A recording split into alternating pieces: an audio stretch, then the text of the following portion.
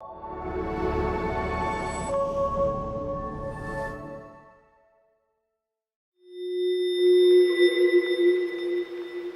following episode of the Voices of Resilience podcast contains sensitive conversation around suicide and mental health. These themes may be distressing to some viewers. We encourage those affected by these topics to seek support and care while viewing. Viewer discretion is advised.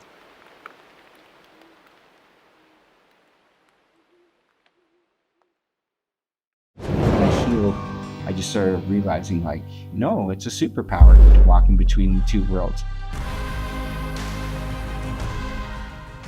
If we lose the killer whale, that means our oceans are dead, and we lose ourselves, and our souls are tied. The First Nations broken down into three: First Nations, Métis, and Inuit. There's been an evolution, and that's urban Indigenous. We do stand on our own, but yet we complement everybody. I just hope the future generations do better than us. Just like being a parent, right? It's like, my kid does better than me, it's a win. You know, just take it one day at a time. That's all you can do.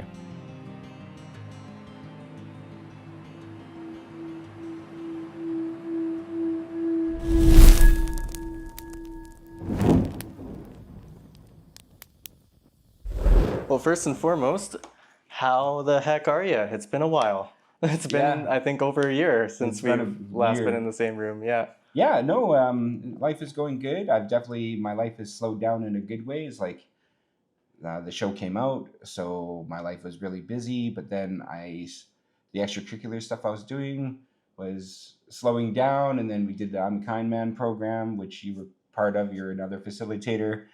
And then I just sort of took the summer just to focus on film and be with the family. So I just find myself now just sort of like, wow, what are you doing on a weekend? Right? Like, I'm breathing too much. What's going on right now? It's like, what do you do with the extra time when you're just for so many years, you're just going so fast, and then it's just finding that whole mental space of like, it's okay to sit still. Yeah, absolutely. Well, and especially in the avenues that we find ourselves in for work, it's usually expected to be like next project, right? And Yeah. I don't know about you, but this year for me especially, I've realized what extreme burnout is for myself, and trying to find the tools to get back from that, you know? And just like you said, it's okay to breathe. Yeah, and that's the whole thing, I guess. With everything, like I was feeling the same way. I started to feel tired, like being in politics and film, and then I was Alberta president right when COVID hit. Like, it was like, hey, you became Alberta president, and then that was September, and then it was that March was COVID, and so it was like right into the fire, and then it was just right, all a blur from there. So during the big C times too, the blip. The blip, it's just hilarious because it honestly does feel like that.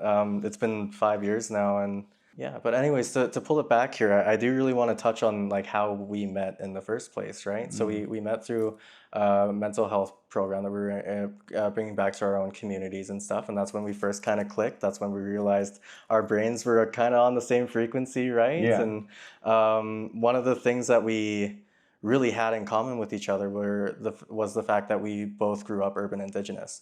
Mm-hmm. And for myself, trying to understand what that title actually was, I felt very lost with it, really up until the point where I met you and heard your words about it, right? So your words of wisdom like helped me out finding my way to holding that on my shoulders as much as you hold that on your shoulders these days. Thank you very much. Yeah, no, absolutely. Well, thank you. Yeah. But I'd really like to get into that conversation because I feel like your words around that topic are really important for other people who might be struggling with the same avenue. So when you were growing up in that community in Grand Prairie here, you grew up in, or? No. Oh, okay. Actually, so we were a little bit nomadic. So my parents got together and we were in Saskatchewan. And my nation's Mississaugas First Nation out of Saskatchewan, just out of Saskatoon. Anyway, so my parents were interracial, and my mother was settler, like German, just a mixed background, blonde hair, blue eyes. My dad was Cree. and they got together, and then they separated. My dad took us to, I think from Saskatchewan to Calgary for a hitch, then went to Edmonton. Grew up in Edmonton, right in this downtown Edmonton. I remember as a kid walking down the main street, all the high rises, and we lived in one of the skyscrapers. My parents were the caretakers of one of the big buildings, like right on Jasper Ave, and going to Oliver School. And I just remember being surrounded by like the culture, the smells and everything. But then my parents divorced in 86, 85, just before then we moved to Mail Woods from Jasper Ave, and then they divorced, and then moved with my mom to Vernon, BC. Okay. Did my elementary school years in Vernon, BC, it was an interesting time in my life. And then my mom and my stepdad, my mom got together with her boyfriend, whatever, and his name was Mike, but we moved to Mission, BC. And then in Mission wasn't any better than Vernon. Then we moved back to Vernon. And then, everybody passed away. And then my wife and I moved up here in 2000 and started our family. Wow. So, yeah. It was a ride. Holy crap, yeah. Yeah. So, yeah, you've always been pretty nomadic then, hey? Yeah, right. But I'd say my formative years are definitely like in Vernon and stuff. So it was an interesting place, that's for sure. With all of the different communities that you did grow up into, growing up with that identity of urban Indigenous back then compared to now, how would you compare that journey to where you are with it sitting on your shoulders? Well, when I was younger, I just remember, being mixed. So some of the Indigenous kids I met, I remember in Mission, some of the Indigenous kids were like, I talked to my dad and he says, because you're not white, you're not Indigenous, you're nothing. And so you're not, and I was like, well, what does that even mean? I didn't even understand the concept. Mm-hmm. And then as I went to the school system and stuff, I'd hear a lot of isms like, oh, did you know, a lot of people would tell me how the Indigenous culture was, but I wasn't exposed to it. And then I would get all the stereotypes with it and, the jokes and the whatever. And I thought it was cool to make those jokes. And after a while, I was like, oh, it's like a death of 1,000 cuts. We talked about in the I'm a Kind Man, right? Yeah. The porcupine exercise. Yeah. And took a long time to sort of, start gaining my roots. And then when my wife and I moved up here in Grand Prairie in April 2000, I worked a job. I was working construction, then I went to oil field, and then I was working at a mill, Ainsworth, doing OSB. I was doing different things, and I guess I started to learn my culture. And then when my daughter was younger, summer, they have the Head Start program. Yeah, okay. Right? Yeah, we have one of those up in Rocky Mountain House too. Yeah. So my youngest daughter got in the Head Start program, and then I really started learning my culture, and I started embracing it, and I started understanding of, the things I couldn't back up before, and and I just started grasping about what it is to walk in between the two worlds, because I was always trying to blend in and never talk about having the Indigenous blood, but everybody would point it out, but I would make jokes and go along with it. But then after a while, I was like, oh, that's like sort of hurting, and then I sort of had that shame. But then I just remember, I guess as I grew up and I healed, I just started realizing like, no, it's a superpower to walk in between the two worlds. But then how do you bridge that gap, right? Yeah, let's dive into that a little bit more. Like you've quoted on your interview with National Geographic about the walking between two worlds, but the strengths that can come with that. Do you want to touch on that a little bit? What it really came down to, so when I started my business, I started with digital screens, right? I'd hang them like the one we got over here. I hang them in restaurants, and I would put advertising on it. And, I'd sell the advertising, and then people started asking me about like, hey, could you make a commercial? And I was like, well, yeah, I could. I was really dyslexic when I was younger, so I didn't do well in school, but I am very visual. So I started doing that. But then as I started finding myself within business and I started working with friendship centers, they started asking me to speak to people about, being a business owner and, getting over, because I grew up with a pretty crazy childhood that, it took me many years to heal. But they started asking me to talk about that. And then I was just, and I guess, just like when you do a business, you're like, well, what's my talking point? Like, where do I stand? Because I was like, I always felt like I didn't grow up on a reserve. I know my family on the reserve. but I didn't grow up there. So I was like in between those two. I couldn't talk about being on the reserve, and I, wasn't white enough for some people. So it was just this weird space. But then with the friendship centers, when I became local president, I was still trying to find that footing. Like, where's my talking point where friendship centers exist? Because when you deal with the provincial government, they're like, well, aren't you federal?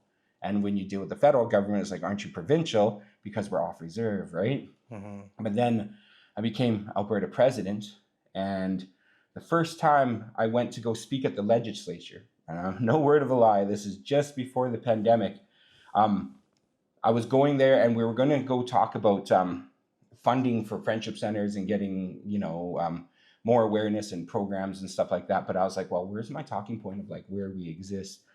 And we went down to the building, the federal building, the provincial building, and somebody actually shot themselves in front of the steps. And I remember we pulled up to the gate. We were 5 minutes late because I was signing papers. We were still early, but late in our time because I'm on one of those, like, let's get here 15 minutes early, whatever. Get early, pull up to the front gate. I'm still worried about like, my talking point, because this is a big moment now. Like, I'm like, wow, I'm actually in the position to talk about urban Indigenous and the things we need, like education and bring awareness. But what is my stickler of where we stand as an organization or as a people? And then that horrific thing happened. Somebody was in mental distress and they shot themselves. So we're at the front gate, and all of a sudden I hear every cop car from around the city all swarming, and we're like right at the gate. And if we would have got there 5 minutes early, we would have been at the front steps like, hey, let's take a selfie. What's that guy doing? Right? And so I remember that I was relieved a bit of like, we didn't make the meeting. I get a little bit more time to think about this position. So I was in the hotel. I'm just really stunned about what just happened. I'm like, it was almost like a pre-sign of like, is this what my provincial presidency is going to be like? Because oh my God. And then the pandemic was coming, right? Yeah. But I was sitting in that hotel, and I had to sleep, and I woke up the next morning, and then I was just like, wait a minute, I know where I stand. And that's where it was. Right now in Canada, we have the First Nations broken down into three. It's First Nations, Métis, and Inuit. But then that's where I struggled. But then I was like, no, there's been an evolution, and that's urban Indigenous. We're a mixture of all three, but yet we stand on our own, and none of us can go to each other and tell us how to be, but yet we all assist each other. It's like balance within the medicine wheel. The medicine wheel, everything's done in fours. Yeah. So that's where I was like, that's it.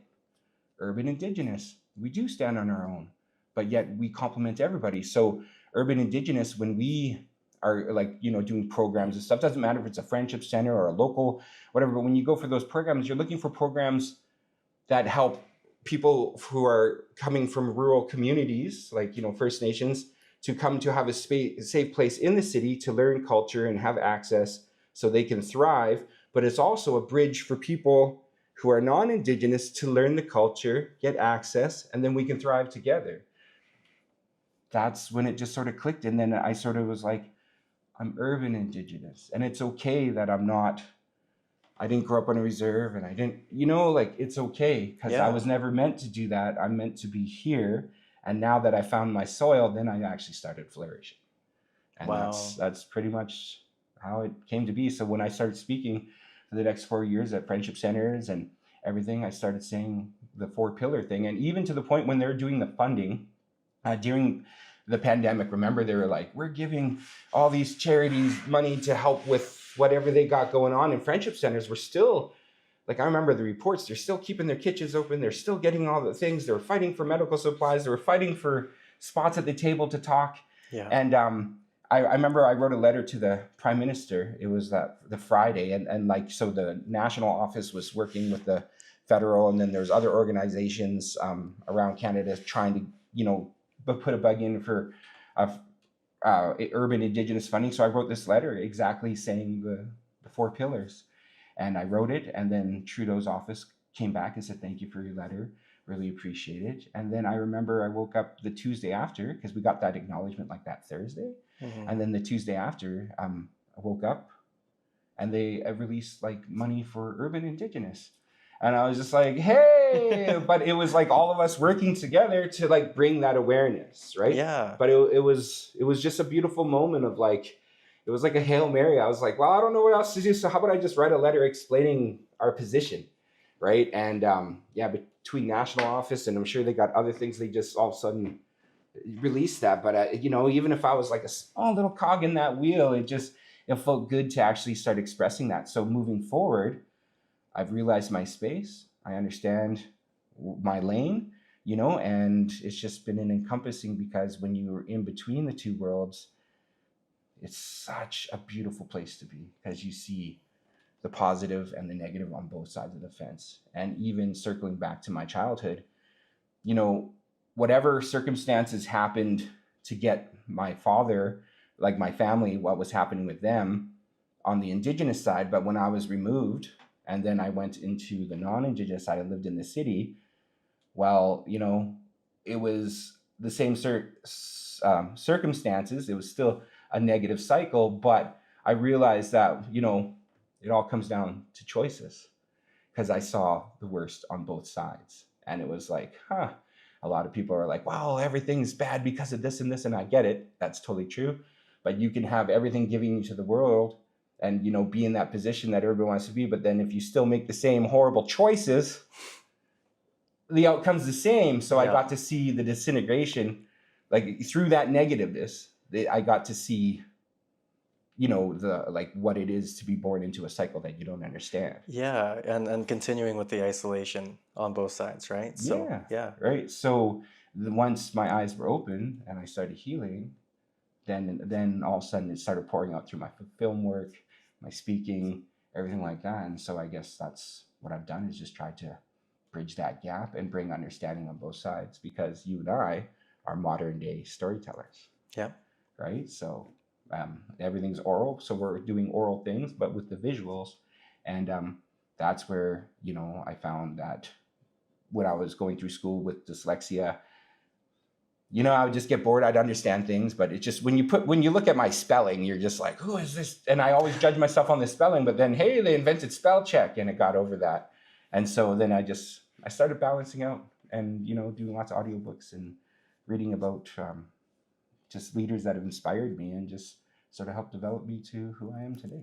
When you were explaining everything with your journey through the friendship centers and your journey trying to find funding and to have essentially the title of Urban Indigenous turn into its own nation on its own, I saw a lot of our own teachings coming through at the same time, and that connection with our 7 sacred teachings and our medicine wheel teachings, and even from what I've been taught, what's the teachings of being a two-spirit that's been passed down to me, it all coincides with the fact that Urban Indigenous are strong, right? With being able to see the perspective of what an eagle sees at the same time too, right? So and that's how you show love. That's seeing both perspectives. So yeah, and a great teaching, Lewis Cardinal, and I said this in that geographic thing, is that Lewis Cardinal told a teaching, and he was like, the reason Indigenous people sit in a circle is because if you have the most beautiful carving in the center of the circle,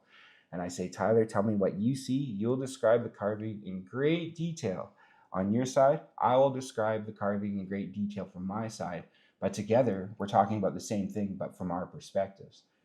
And so when you have those multiple perspectives, all of a sudden your community, your society, your programs, everything gets stronger because you have multiple perspectives of the thing. And that goes for religion, through everything. Everybody's fighting over their perspective, but we're all talking about the same thing.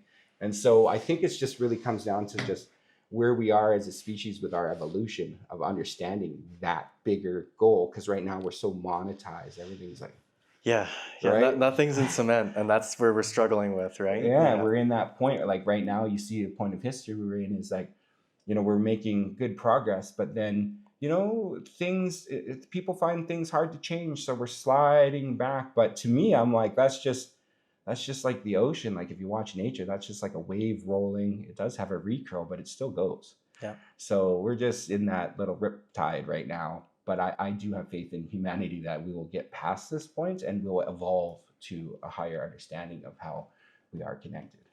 Everything in nature is mirrored with itself, right? So we're supposed to be going through this. We're supposed to be going through this struggle and this deconstruction of a world that doesn't serve us anymore, so we can build from that rubble, right? Yeah, and it's just part of, our cycle. I think, that's why they say Rome wasn't built in a day, right? I'm sure at one point the Romans were like, we're at the height of everything, right? Time to blow it all up. And then it's just, the Vandals showed up, right? So it's just, it's part of history. But I don't know. I just think maybe certain people are on journeys for these parts, and those are the leaders that we're looking out for now. I definitely want to see more leadership towards, when I started discovering myself and I started reading books. I read Mandela, Martin Luther King, Gandhi, a few other awesome, like 21 Things I Didn't Know About the Indian Act. That's a huge one. Yeah, Inconvenient Indian with Thomas King. Just all these books that just expanded me. And what I really gravitated to, like, Martin Luther King, Gandhi, Malcolm X, is that these were just normal people that had an idea, and they were able to shape the world to where we live in today and deconstruct what society was to what it should be. And they were good examples, and that's what just surprised me. I just remember sitting there when I was working at the mill, and I started discovering my culture and everything, and I was like, if somebody like that could change the world so much, then how could I just make my family better? Like, keep it small. You know what I mean? But it just inspired me. It's like I didn't really have any role models at that point in my life. And so then I was like, those people, I guess I looked up to, and then I understood what they were saying and their schools of thought. And even between them, like, if you like, there's still differences, but they were talking about the same thing, right? And I don't know, it just inspired me. And so I was just sort of like, I have to start making films and start talking about this stuff. And it was also my healing. So you'll see stuff for CIA Solutions of like the corporate stuff, and then all of a sudden you'll get something really deep, and you're like, oh, that's Len working things out, right? So that's me just working things out. So yeah. Oh, I love that, man. I really love that. That's you're finding your tools for your own internal medicine wheel through the people that you look up to, through the books that you've read, through your own filmmaking as well, right? So yeah. Well, that's the positive thing about filmmaking, is that what I really like about it. So I've done documentaries with communities like the Assiniboine, who are out of Grand Cache. They were removed from Jasper. And then we're literally working on another nation who are the Beaver people, Prophet River First Nation, telling their story. But what I like about film is that you could take a situation, like let's talk about the Assiniboine in Grand Cache, but you could take what's happening in their nation, but then with film, you can just highlight a beautiful, positive moment. And film allows you to freeze that moment and expand it and inspire other people from that moment. So you can have a world of chaos, but then you can just focus on the positive thing, and then the positive is like a flower and it does grow. And that's what I found the power of film, is to be able to focus on something positive and expand it and show, like, I was so proud with showing, that's why we called the film actually Resilience, right? The story, the Assiniboine people. And, because then you can show the resilience, be like, look what you're doing. You don't see it when you're up here, but when you get an eagle vision of it, then you're like, look what you're doing. You're making change. It may seem small, but then film allows you to expand that ripple to allow people to exist in like a positive thing and keep that flame alive. And that's the power of film that I discovered.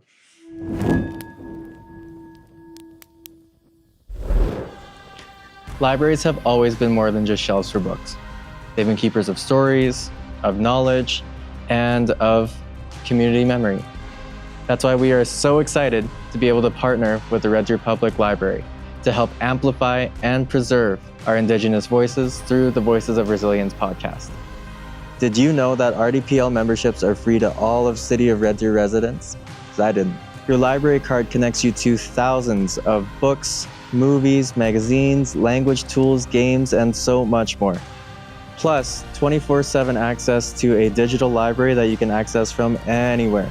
Swing by any of RDPL's 4 locations or visit rdpl.org to sign up, tap into all of their programs for all ages, and reconnect yourself with the immense power of storytelling. Culture lives where it's shared, and this is just the beginning. I know the program that we were a part of, that where we first met, you actually ended up taking that program to the penitentiary system within Grand Prairie here? No, Grand Cache. Grand Cache. Yeah. So provincial level, but yeah, Grand Cache is the closest. Well, there's Peace River, but we went to the Grand Cache. I'd love to open up your experience with bringing I Am a Kind Man, with bringing a men's wellness program that's based around Indigenous perspectives and teachings to the penitentiary system. How did you make that connection in the first place? Well, actually, yeah, Miranda at the Friendship Center got a call from a lady saying, is there any programs around? At that time, she was like, well, there's nothing really around. And then the funding came in for I'm a Kind Man. When I was provincial president, I was like, hey, we need men's programming. And then I left and they managed to get funding. And so we did the facilitator course, but then I just picked up the phone and, I'm so old school. I'm Gen X. A lot of people are like, Len, how did you make these connections? I'm like, I phoned them. Right? Like, I talked to them. And that's still the key, because anybody who's watching this and you're younger, remember, all the Gen Xers are now the supervisors, and we grew up with phones. So no one cares about how many followers you have. Go and talk to them. Yeah, yes. I think people respond best when you have a personal connection. So, anyways, got a hold of their facilitator, connected, and then just got through the line and did all the security checks, and then.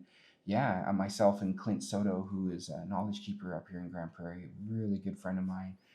Consider him like a brother, but we headed off to Grand Cache to do our first day at the penitentiary. And I just remember, at this point in my life, this is only last winter, so I just finished my provincial politics. I was 4 years, that was done. Any local boards were done, and this was the last program I was doing. So, and Water Worlds, my television show, just came out. Actually, it came out January 9th, and my first day at the penitentiary was that Tuesday before. No, the Tuesday after. So it was like literally my show's coming out, and there I am walking into a prison, and I remember, and I just remember going there and see through my life after my mom died in grade 11, I was homeless, and I remember, running the streets and finding ways to make money and all that stuff, and just sort of living a lifestyle that was not true to my soul, but I was good at it. I was making money, doing what I had to do. But then, when I met my wife, her family, they were pretty straight and narrow, but I guess she sort of taught me to calm down. Her dad, at first, I remember when I met her dad, I was the transition point from being a street kid to having Sunday dinner. I remember sitting there and I couldn't get out of the house fast enough. But her dad was really patient, and through time and watching him, I realized, wow, that's what it's like to have a family and just handle your responsibilities. And so I guess I learned I didn't know that he was teaching me, but I was learning. And so going from the street and having that mentality to going to a functioning house is a hard shift. And so going to the prison, here I am years later, I was on my healing journey. I've healed, I've done these things, but then I got to go into that prison. And the first thing that hit me is when you read those stats and it says, oh yeah, some of the prisons, 54% are full of Indigenous people. We're 4% of the population, but we're 54. In some prisons, we're 68 to 76% Indigenous. Yeah. So I go into that prison and it's about 68%, maybe a little more, and seeing so many Indigenous people, locked up, was a huge eye-opener. And I realized that, those were the people where I was lucky. I was so lucky not to end up there, where they just, ended up taking the path to go there. Yeah. And so doing that, I just remember our first group, we had 3 groups of 10, and I just spoke from the heart. And I think what really connected is that I did a film called Lost. It's about Indigenous gangs, but it was really about the cycles we're born into that we don't understand, what everybody thinks is normal. So what I mean by cycles is that when you're born into your families where it's don't do this, don't eat that, pay your bills, whatever, these are the consequences, live on the railroad track, this is our straight and narrow. Yeah. And some of us are born into that negative cycle where it's alcoholism, all the things that plague Indigenous communities, but not just Indigenous, because as I learned through my mother's side, it's there too, Yeah. right? But whatever started the fires are there. But we're born into these cycles. We don't even know it, that we're getting programmed. We're getting chains put on us the day we're born of like, don't do this, don't do that, don't do this, by the examples around us. And it wasn't until I had such a tragedy where those chains were cut, and then I was able to see like, oh, when I chose to be a street kid, I was a street kid. When I chose to have a wife, I was a wife. When I chose to be a dad, I was a dad. It just really came down to the power of choice and knowledge. And so going into the penitentiary and seeing so many people, I was just sort of like, it was just a humble reminder of like, I was like one fraction from being right there, talking the good game, about how life got me down. And so when I had the groups, I just spoke about the cycles, and I played the movie Lost. And, they were just, and then it really opened up because they were like, you're like one of us, but like on a good way, like you changed. And so just had some really tight conversations about that. And especially the transition of like when you go from street to trying to just have your life. And I remember I asked some of the groups the very first day, I was like, what is your dream after you get out? And they're like, oh, I'm going to be a rapper and I'm going to do this. And, and some of them didn't have a dream. But then after we talked about, because I would ask questions like, have you ever thought about what it would be like to just hop in your truck and drive down the coast, maybe with your girlfriend or wife beside you, and just have a vacation? And you could see the wheels spin, because they never thought like that. A lot of those guys in there, they grew up without access to culture, or they were on the reserve and there was just nothing around, and they didn't have the opportunities, but they never expanded their mind to think about what happens after your next, what happens next? Yeah. What's your long plan? And once we started talking about that, it just... Yeah. What's even the alternative, right? Because you spend so much of your time down that avenue, you don't really, you stop being curious about what could be outside of that world that you're in. Yeah.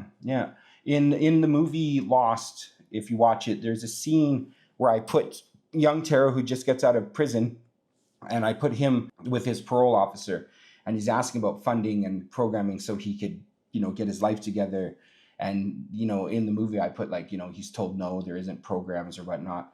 And I adapted that from after my mom died and I was in grade 12, I went to social services and I was like, hey, can I get funding? And I remember the lady, she was really nice, and she was like, well, we can't give you any assistance because I just turned 18 like that January. Like, she's like, you're turning 18 and you have to be looking for a job to get assistance. And I was like, yeah, but isn't that what shouldn't I finish grade 12? Like, you don't want me to quit, right? And, so I was like, so that decision alone, I was like, well, I guess I gotta hustle for this. So I understood that that part of the system. So I wrote it in Lost, changed it to whatever. But when I was talking to these prisoners, getting along with them all, and then, these guys are like hardened people who've been in the, for how many their sentences, and they were scared about getting released.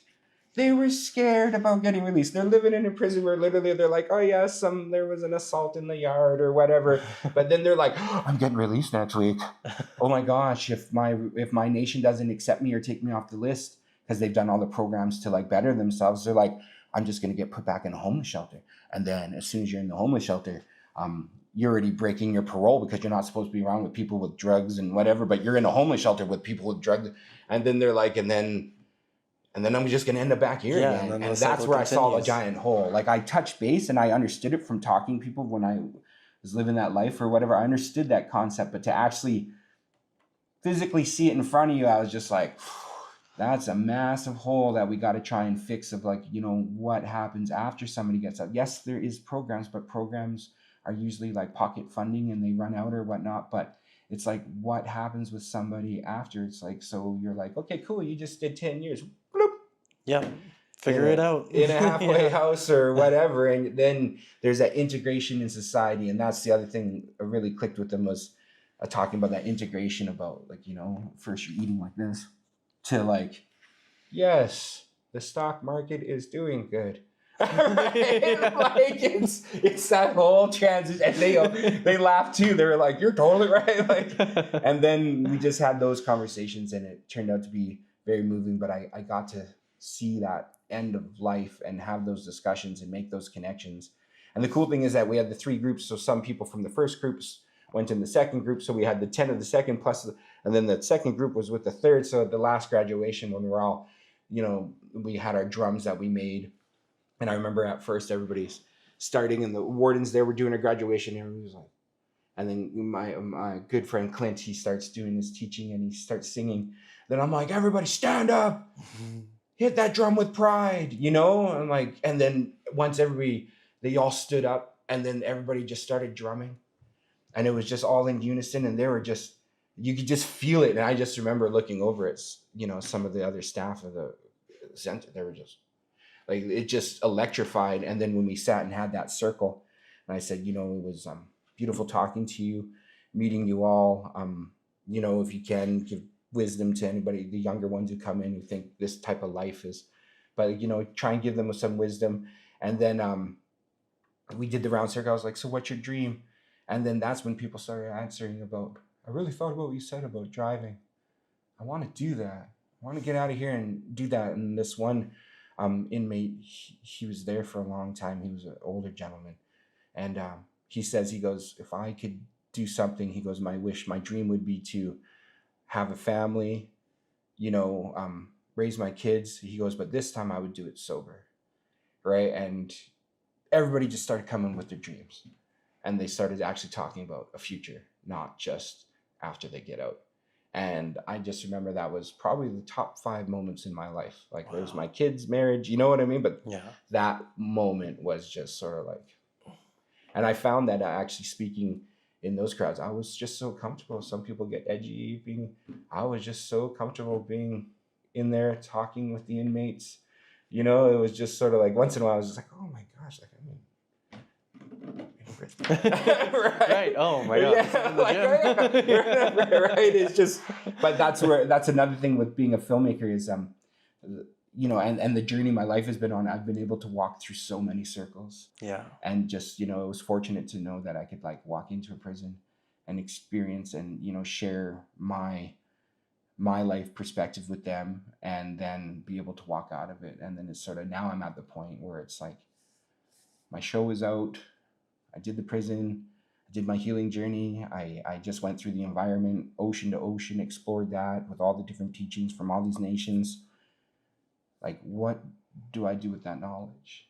It's a lot of knowledge, right? It's like lived experience from being homeless to married to working to owning a business to being a filmmaker to doing the documentaries to exploring the oceans, exploring social programs. Now I'm like, what do I do with that knowledge? So I think I'm just going to keep writing. Yeah. Yeah, and just see what films come up. Your experience with the penitentiary system, that feels like such a full circle moment, considering where you were the very first time you could see yourself outside of the world that you grew up in, compared to seeing that in everyone that was around you at that prison, right? Yeah. And learn boundaries too. Because like I found, through that we talked about boundaries, right? Yeah. And I think having boundaries in life with people and loved ones, just owning your space and just having those good boundaries. I that's another thing I learned too, is just being able to set boundaries with people and situations. Sometimes it sucks, but I think part of your own healing is like, you're doing it out of love for yourself too, right? Like you have to set good boundaries with yourself and have expectations. That moment with your spouse's father, and seeing the patience that he had for you, did you see yourself on the other side of that with some of these situations? Yeah. I did. I realized that how much I learned just off of that positive love reinforcement. Like Gary was a really good guy, but he through observation, I got to realize like, what it is to be a family man, a dad, showing up to your responsibilities. Mm-hmm. And it was a really good learning. He just passed away like a couple years ago, but just that gift of learning the other side. So now I find, my daughter's 22 and she's going to get married. My youngest is 14. I just find myself just more of like less judgy, because I was like, what did he think of me when I showed up? Like, oh my gosh, like, hey dad, this is my new boyfriend that we're gonna get married at 21. Like, I think about it now, I'm like, I didn't even have a job. Right? Like, like it could have went anywhere, but he had patience. Yeah. And so it taught me that. And another thing I learned through life is that if you don't look back in the past and say, I was a jerk, you're probably still a jerk. Right? So like, it's just definitely being on that other side of the fence is that good perspective. Yeah. I want to dive into your journey going out along the coast, out on the western coast, doing East and West. East and West, doing your documentary. Like, how was that experience in regards to your healing, your own personal growth, your spiritual growth? So what inspired Waterworlds? So right now, Waterworlds is a 13-part series that starts from when I call it, the blood of Mother Earth, water, falls to the ground and pushes through the caverns, and that the first episode sets up the two-eyed seeing, where one eye, it's a teaching where one eye looks to the past and the Indigenous ways of knowing, the other eye looks to the Western ways of knowing, and together they can guide our future. So through my experience with the friendship centers, I discovered my culture. One thing we always talk about being water keepers, and we talk about, bridging the gap and the connection between everything.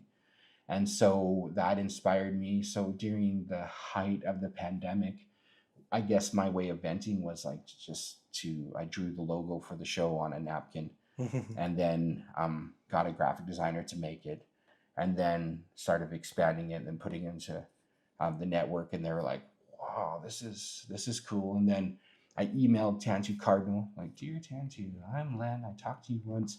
And she responded. And she was like, yes, I'll be the voice. So I was just, holy mackerel, right? And then I was introduced to some beautiful producers out of BC, and they took us under their wing. Ryan and I, because Ryan's my business partner, but they took us under their wing, and then, showed us how to make the show, and basically were our training wheels to do it. But I wanted to explore the question about our connection with water, our connection as humans, and in the darkest part of COVID, I wanted to do a series that actually showed the positive things that are going, like what I told you about that flame. So I was like, well, maybe I could go and explore all those questions and highlight the positive of what's going on, even though there's so much negative when it comes to environment and what's going on. It's so easy to focus on the harsh doings that are happening on this planet, right? And you just get into that doom spiral. But you need to find where that flame is. You need to find where the hope can still come out of these situations. Yeah. Right? And understand it, because everybody uses these key words of like climate change and this and that, but it's like, well, I want to explore this. Yeah. Like, what is this catchphrase? Everybody's using it, but I want to physically see it. So basically, after the first episode where we worked with the Haida for episode 1, talking about two-eyed seeing what they're doing with the marine protected areas, we started filming in Newfoundland, right, and doing microplastics from the oceans there with Clean Harbor Initiatives, who's a non-Indigenous group, but they're literally diving every day and cleaning out garbage. And I learned about microplastics. And then on the west, we worked from the East Coast, the oceans, through the marshlands with Magnetawan First Nation for the marshlands, the UNESCO biosphere, and then the underground caves with Jill Heinrich. And then we went, got a teaching from the Blackfoot from here locally, then worked with the Haida, and then went over down the island to Comox First Nation and Tsleil-Waututh and a few others that told the whole story of the journey of water. So in the series, you'll see how from water hits the ground, flows through the veins of Mother Earth, goes across the creeks and streams into the marshlands where it's filtered, and then it goes into the cradle of life of estuaries, and then it goes into the open ocean with glass sponge reefs, then herring, then salmon, and then it goes into artificial reefs, and then it'll go talk about microplastics, and then at the end of it all, with the Wasanic, we learn about the killer whale and how the killer whale is basically a bio indicator, where if we lose the killer whale, that means our oceans are dead and we lose ourselves and our souls are tied, right? So, and how we're connected. And through that journey, I learned the science of it, the Indigenous knowledge of it, and how it all works together, and how we're connected of like, you know, when water goes through the earth and the trees grow from the water and it takes the nutrients and makes a beautiful tree. Well, we're the same thing. We're water with the same nutrients that we pulled out to make ourselves. And so like we literally are water. And what Jill Heinrich explained to me was water doesn't go anywhere. We don't create any new water. So the water we're drinking is literally like what the Vikings drank. Like it's just being replenished. Yeah. And so it's this giant cycle of life that is always turning. And when it comes to climate change, I learned that climate change is a natural thing, but through all the environments that were made, we found our perfect balance to what is our perfect factors of us as humans.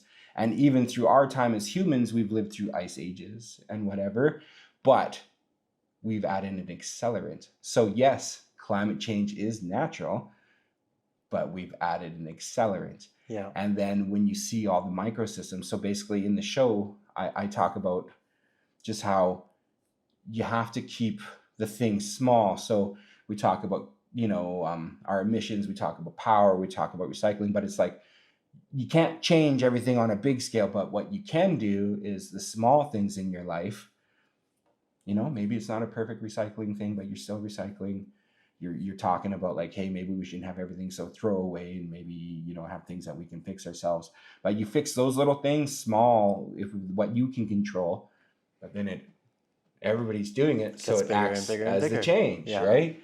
And that's what I learned. But there also came a cost to that I found, is that when I saw what is happening with the world and people, it made me sad, because it was just sort of like, you know, like I already learned all the sad things that happen socially with friendship centers, and then I'm like, I just learned about the environment. It's almost like too much knowledge is not a good thing all the time, right? But it is, right? The saying "ignorance is bliss." Ignorance is bliss. It holds a lot more weight when you start like really opening up to what's going on in the world. Right? Yeah, and you just sort of look around and you're just sort of like, wow. You can't pull yourself away from it at that point either. You already know too much. You already know too much, right? And so, but that's the cool thing, is that what I think is now is sort of like we're in a time where it's like we still have to highlight those flames to make that change. Absolutely. It's like I see how it all ticks now, but it's like it's just those little things that you can highlight to cause the change you need, and that's where the power of film is again. Yeah. Right. So. And the burden of knowledge is really the only thing that we're able to pass down from generation to generation. When we're talking 7 generations down the road, the changes that we make right now to be more cognitive of the things that are going on around us, that's the thing that's going to make a difference, right? Yeah. Right. Yeah. So, yeah, like we have a long way to go. But yet, you know, things are happening. As I said, we're in a time bubble now where there's a little bit of a slide back. But you know what? Our kids are looking at us going, I'm not going to do that. Oh, it's so empowering to see the screw it mentality from the younger generations now. Like the disillusion that these generations are growing up with. They see right through it, you know? But we need our Martin Luther Kings. We need those leaders to look up to again, right? There's a few around, but we need people to step up and just like speak from the heart. And you know, that's what we're missing, is just we need more of those, because right now we're just like everything in life, it's a wheel, right? So you have your positive and your negative times. If you don't have either, you don't understand where you can't appreciate the other without one another. It's always a balance. Absolutely. So we're on a little bit of this wheel, but and so it's like where's that going to go? But yeah, I guess, you know, I'm just sort of laying low, doing films with PSAs through the Indigenous point of view, you know, highlighting what's going on, bringing that awareness. And then with the film work, yeah, I'm just going to keep doing those documentaries. And, you know, I want to write a full-length feature for Lost, because it's part of a series called the Red Tree series, and it's Lost, Addict, and Flame, murdered missing women, addict, just whatever. And then, Lost was about Indigenous gangs. And, you know, I just want to write that and expand that. So just trucking down the trail, seeing what happens. So. Yeah, man, one step at a time. What sort of hope do you have for future generations when it comes to storytelling, when it comes to even filmmaking, or taking up that activist flame, or taking up that knowledge flame? What are you hoping to see more of? That's a good question. Well, I hope for the future generations that they listen and they just take note about what's happening in section, like keep their history so they can do better. I just hope the future generations do better than us. Just like being a parent, right? It's like my kid does better than me, it's a win.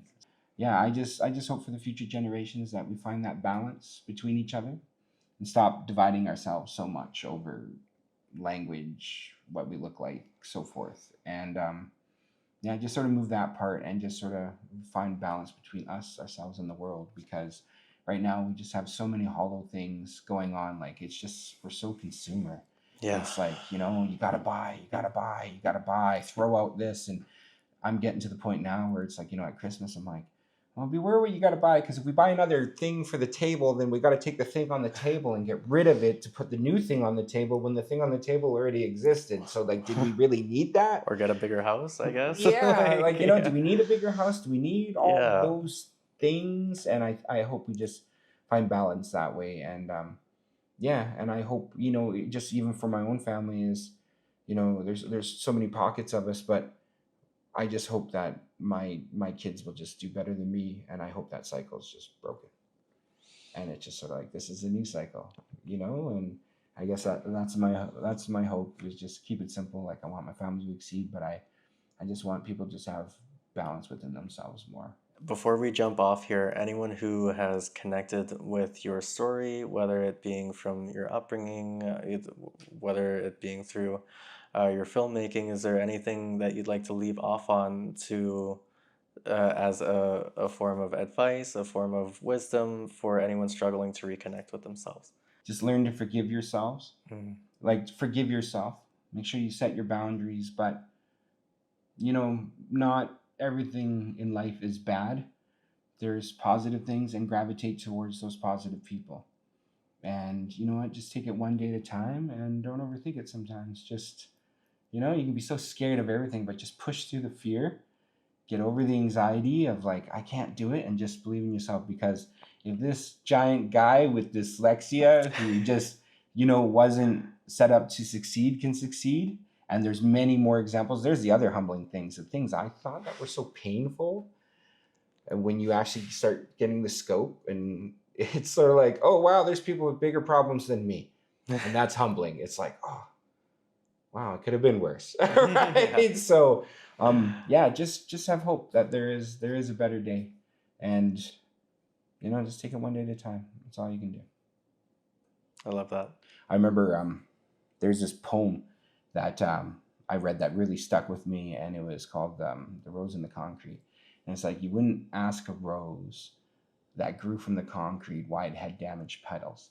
Instead, you would celebrate its tenacity and its will to live to reach the sun. We are the roses. These are our petals. Don't ask us how, but ask us why. And that was Tupac Shakur. So, yeah, that's a great understanding. Wow. Right? Listen to Tupac. Pick up a book. Read your books. Read your books. Yeah. Right, but it's just, the more I expanded my mind and learned about different writers and perspectives and everything, just, the more I found myself. So it's sort of like, just open your mind and take it one step at a time. And when you go through hard stuff, you just wake up, you brush your teeth, put on your shoes, and go handle your business. Get curious about it. Yeah, and just keep walking through. Not every day is going to be muddy. All right. Well, thank you again for meeting with me, Len. And it's always so good to just sit down and have a good chat with you. I'm just so excited for your future, man. Same with you. Like, good luck with everything. Like, you're being an actor now. I guess so. Don't remind me. Yeah, good job, man. Because you're one of those flames that walk around just highlighting things. So just follow your truth, and that's the best thing you can do. So just keep it up. Right on. Thank you, man.